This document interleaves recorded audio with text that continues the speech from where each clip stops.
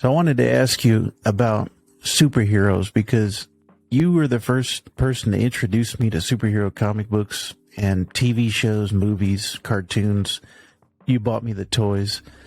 What was your introduction to superheroes? And also, did you think that they would last until 2020? We're in 2022 now as we record this, and I'm still wearing Batman shirts. 12, I think, maybe 10, when I really started getting into it. But you got to remember that the comic books were like just coming out, not just coming out, but they were changing the illustrations from when you look at the first original comic books, how kind of crude the drawings were, to when I was about 10, that's when Kazam, Spider-Man, Superman, Batman, the major guys, G.I. Joe, they were beginning to make the illustrations better. I mean, the stories were always in the comic books, but the illustrations, the pictures weren't as good. So when I was about 10, maybe 12, because that's when I started taking papers. And I had a paper route, had over 100 customers, maybe about 150. And I started buying my own comic books. Well, that's the days when the comic books would just be on a rack. They would be a vertical rack, and you just kind of turn the rack, and you could see the comic books. Well, they had the Archies and, stuff I didn't want for girls. That was all crap. But the G.I. Joe, the Hulk, the Batman, Superman, Kazam was big for me back then, but it just kind of faded after a while. I didn't really watch Kazam as much or buy those comics. I would always be Superman, Batman, Spider-Man. Those were kind of my favorite. The Hulk was, the illustrations were rough. They were just too busy for me. They didn't look clean. They were dark. They were, lots of stuff in the background. And I didn't really like that. I liked Superman and Batman, Spider-Man, because they were so clean. They were colorful. They were clean. There wasn't a lot. When you see Superman, you don't see a lot in the background. But with the Hulk and even G.I. Joe, man, it was a lot. And it was probably great drawings, but I didn't appreciate that at that time. I was only caring about what it looked like to me. So I kind of got stuck on the Batman, Superman, that kind of thing. And I like their storylines anyway. Plus, remember, Superman was on TV now. So TV had just come out, and Superman was one of those weekly, you got to see, We had a Captain Video and, Clarabelle the Clown and Howdy Doody and all that kind of stuff. But the Superman one was the one that I liked the best. So not only did I have the comic books, but I had the TV series to watch. So that kind of leaned me towards looking at those kind of things versus just the regular comic books with Bugs Bunny and, like I said, the Archies and all of that. I really wasn't into that very much. I was only into the superheroes. They had a Captain Video, which they had a series. They had a Sky King, which was a guy that flew around in his airplane with his daughter Penny. Then there was Rin Tin Tin. I did watch those comic books, but they weren't very entertaining. And back in those days, I think they were like 5 cents for a comic book. So with my paper route, I would buy the comics like every 2 weeks. People would have to pay, and so when they paid, that's when I bought my comics. So they were like 5 cents a piece. So I might buy, 10 comics, You think about that. 10 comics at 5 cents a piece was less than $1. So I had lots of comics.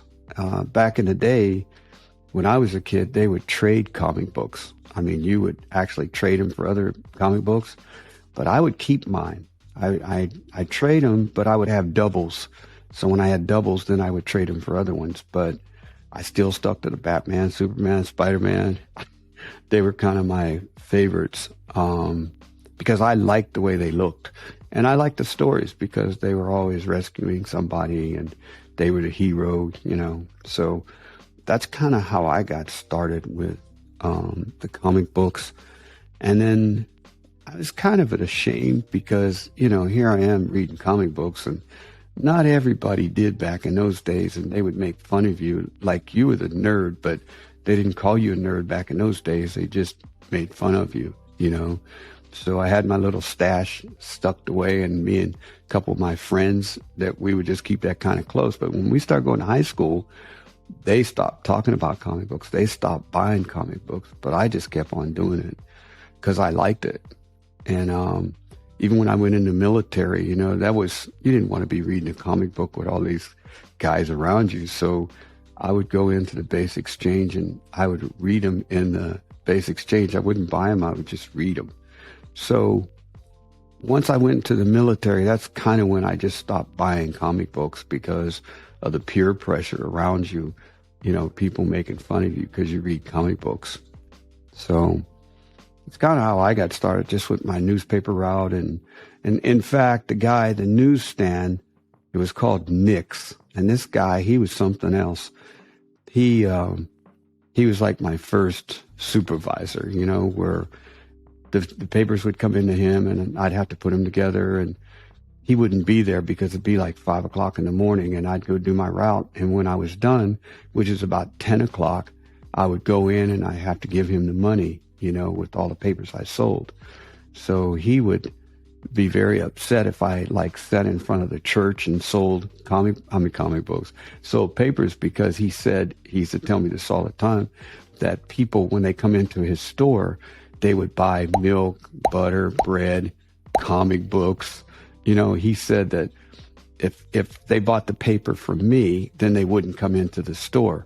So he didn't like me selling papers on the street because of that. And I thought about that, as I was thinking about all of this, that here I am, a kid, and people were making fun of kids reading comic books, but he told me that people came in there and bought comic books, and probably they told him it was for their kids or something, but I remember that, him telling me that. I caused him to lose business if people bought papers from me on the outside versus going to his store.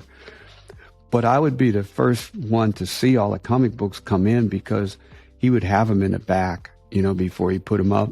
His Nick Jr., was really nice to me, but the father was mean. But he and I would talk about comic books back in the back, and sometimes I would help him uncrate them, because I wanted to get the first ones, and this is like during the week, because I'd come back during the week. Actually, I took papers every day. I had papers on the weekends. It was big because I had a lot of inserts to them, but I would take papers every day. And the Nick Jr. He was like my friend, but he was like 20 years old, but he was working for his father at this store. And I would help him with the comic books in the back and take them out. And so I'd kind of see the first ones that came in, and I would just read them and just stick them in my trunk that I kept them in.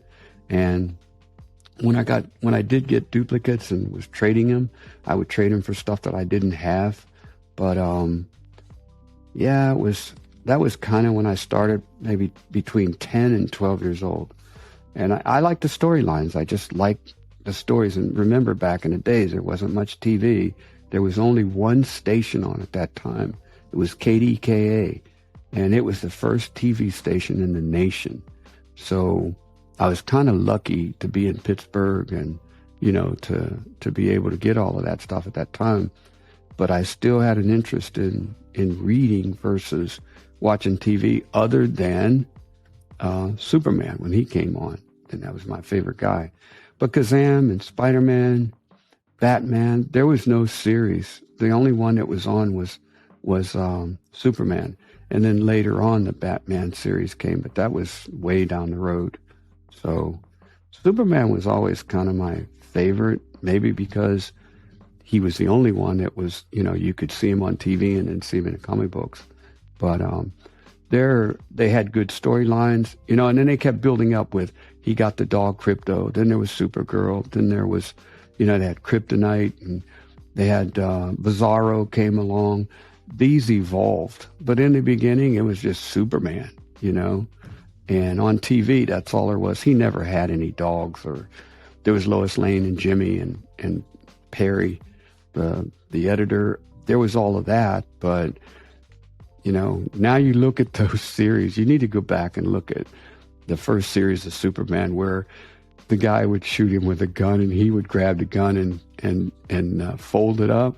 You could see it was rubber, but when you're a kid, that looks real, and you're like, man, Superman just took that gun and me and my buddies would talk about it. He bent it up, and man, that guy's strong. And when he would fly, he'd just jump out the window, and then you see him when they're showing him, and they make these noises, like he's flying.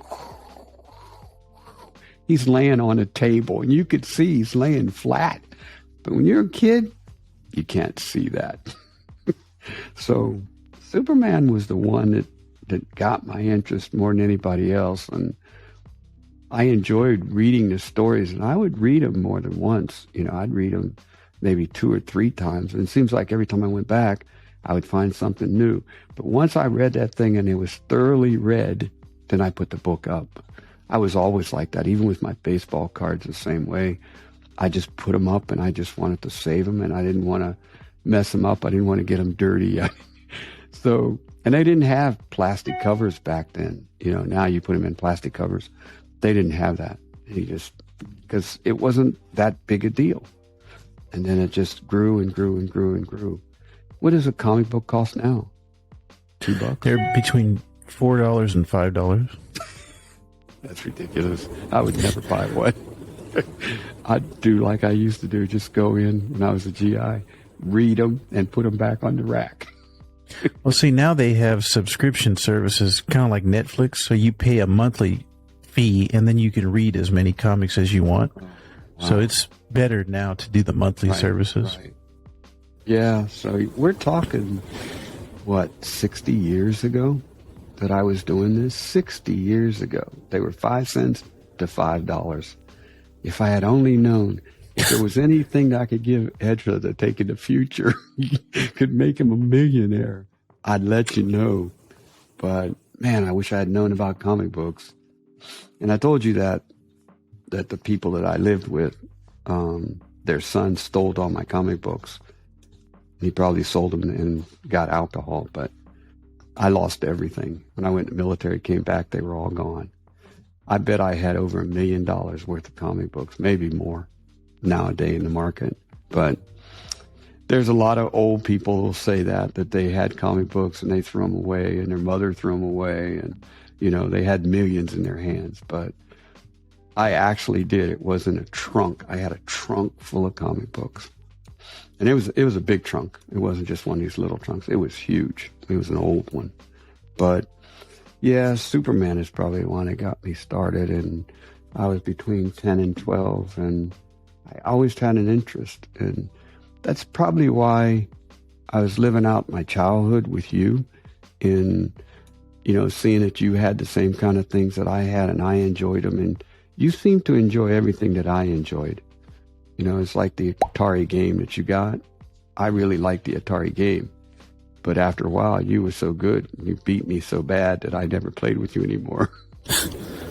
And you were only like 4 or 5 when you were beating me. So you took an interest real early in that kind of stuff. And I just kind of stepped back and let you do your own thing because you just got too good for me.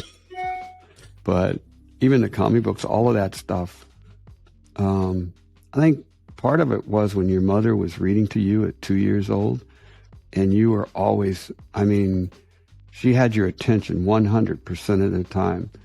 And you weren't like Ezra, crazy wild, running around the house. You were kind of a quiet kid.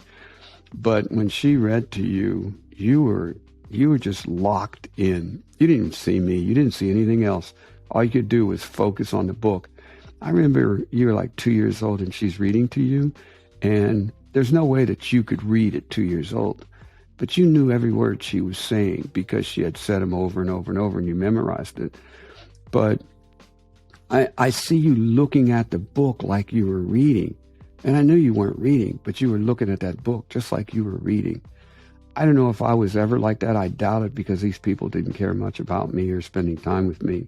And I did everything on my own. But when you were young, you were really focused on the books. I don't care if there were kids around or noise going on. You were focused on that book. You were always like that. So I don't know. I guess you got that from me, but because I have interest in things and I lock in. But I noticed how you did that when you were younger. It was kind of amazing to me.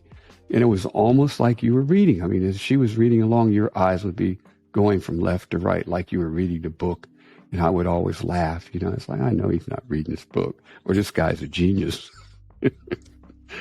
So I think that's where you started with books, was like the Ted and Fred. Remember that? I used to tell you that story about Ted had money, or Fred had money and Ted had none. And you would know every word. And the night that she was reading to you and she skipped a couple lines, you stopped her and then you corrected her and you read the lines. And I said, I know he's not reading that. I know he's not reading it. So I thought maybe you were a genius at 2-3 years old, because you had just started talking. I mean, no, maybe you were 3 or 4, because this was in Holland. And I remember you trying to act like Michael Jackson, you know, because you're well beyond 2. But that's when it started, when she was reading those books there. So I hope that you're reading to Ezra and you're reading to him every night and talking Spanish to him and that kind of stuff, because Marlo and Tori the same way. They pick up stuff really easy, you know, when they were kids. So he should be able to do the same. So anyway, that's kind of my comic book history.